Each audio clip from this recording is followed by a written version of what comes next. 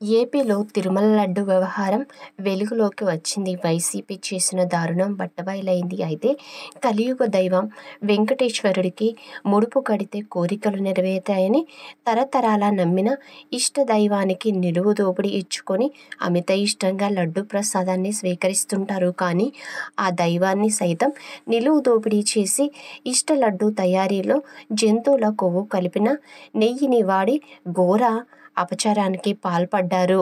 శ్రీవారి లడ్డు ప్రసాదం అంటే ఎంతో ప్రీతిపాత్రంగా భావిస్తుంటారు.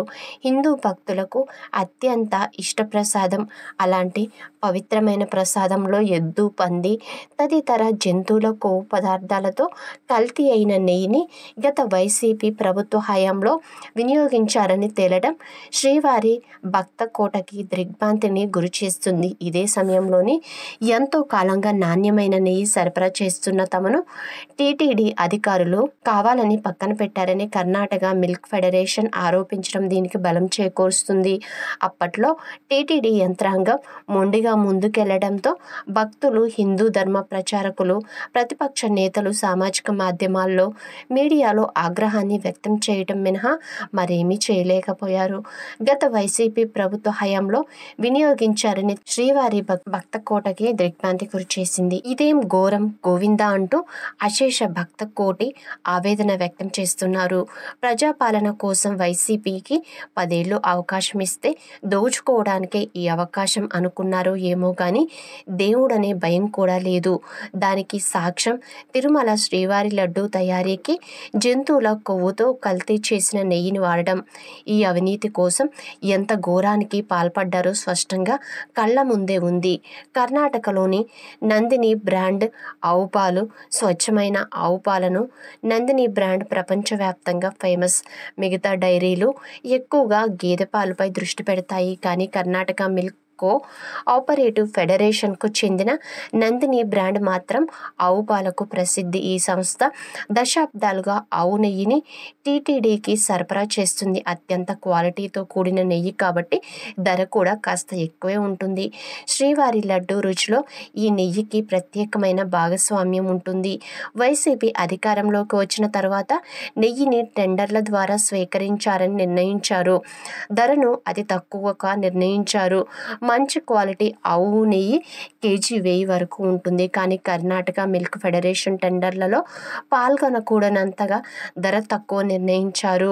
వారు అనుకున్నట్లుగానే నందిని బ్రాండ్ నెయ్యి లడ్డూకు దూరమైంది. ఆ తర్వాత టెండర్లను పిలిచి అసలు డైరీలే లేని ప్రీమియర్ క్వాలిటీ లాంటి యూపీ కంపెనీలకు నెయ్యి సరఫరా కాంట్రాక్టర్లు ఇచ్చారు. బీఫ్ ఎక్స్ పోర్టుకు ప్రసిద్ధి చెందిన రాయ్ బరేలీలో ఈ కంపెనీలు ఉన్నాయి. తాము క్వాలిటీ చెక్ చేస్తామని చెప్పి తిరుమలలోనే ల్యాబులు పెట్టారు. 4 ఏళ్ల కాలంలో ఓ 10 ట్రాక్టర్లు క్వాలిటీగా లేవని వెనక్కి పంపారు. అంటే చెక్ చేస్తున్నామని, మంచి నెయ్యి వస్తుందని చెప్పుకోవడానికి ఇలా చేశారన్నమాట. వారు అనుకున్నంత కాలం నిరాటంకంగా ఇది సాగిపోయింది. కూటమి ప్రభుత్వం ఏర్పడగానే ఈవోగా శ్యామలరావును నియమించారు. ఆయన వెంటనే లడ్డూ ప్రసాదం, అన్న ప్రసాదంలో క్వాలిటీ ఎందుకు తగ్గిపోతుందో కమిటీ వేశారు.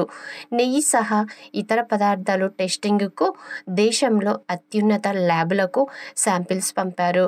టెస్ట్ రిపోర్టులు వచ్చిన వెంటనే అంటే జూలైలోనే ఆ నెయ్యి సరఫరాదారులు నెయ్యిని తీసుకోవడం ఆపేసి బ్లాక్ లిస్టులో పెట్టారు. మళ్ళీ నందిని బ్రాండ్లే కొంటున్నారు. తాజాగా బయటకు వచ్చిన ల్యాబ్ రిపోర్ట్లలో లడ్డూలకు వాడిన నెయ్యిలో అసలు నెయ్యి 19%.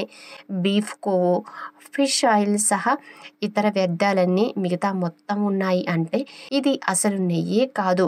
ఇలా చేసి అడ్డంగా దొరికిపోయారు. ఆ నెయ్యి సరఫరా చేసిన కంపెనీల దగ్గర ఎంత కమిషన్లు కొట్టారో కానీ హిందూ నమ్మకాలపై పెద్ద బాంబు వేశారు. ఇప్పుడు వీరి పాపం పండింది. దొరికిపోయారు. హిందూ దేవుళ్ళ ప్రసాదాలను పట్టుకోరు కూడా. ఎప్పుడు పట్టుకున్నట్లు కూడా చూడలేదు. రుచి కూడా చూడరు. జగన్ కూడా వాసన చూసినట్లే తప్ప తినినట్లు ఎక్కడా కనిపించలేదు. ఈ లడ్డు వ్యవహారంపై స్పందించిన చంద్రబాబు నాయుడు ఈ జన్మలోనే ఇలాంటి పాపాల్ని చేసిన వారికి శిక్ష ఉంటుందని, శ్రీవారు తప్పక శిక్షిస్తారని అన్నారు. దీనిపై తగిన చర్యలు తీసుకుంటామని తెలిపారు. చూడాలి మరి రానున్న రోజుల్లో ఇలాంటి వ్యవహారాలు ఇంకెన్ని బయటకు వస్తాయో.